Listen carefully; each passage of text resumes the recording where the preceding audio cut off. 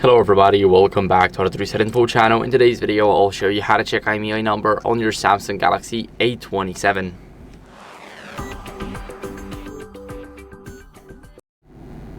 So if you want to check your IMEI number, what you guys want to do is go to the settings. Now in the settings, you want to scroll down until you see About Phone right at the bottom here.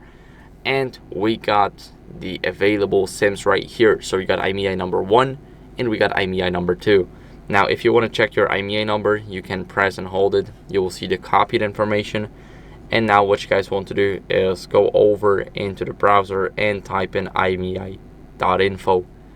Now here in the IMEI.info, you will be able to check your IMEI to see if your phone is verified, if your phone is locked, if your phone just ever gets stolen.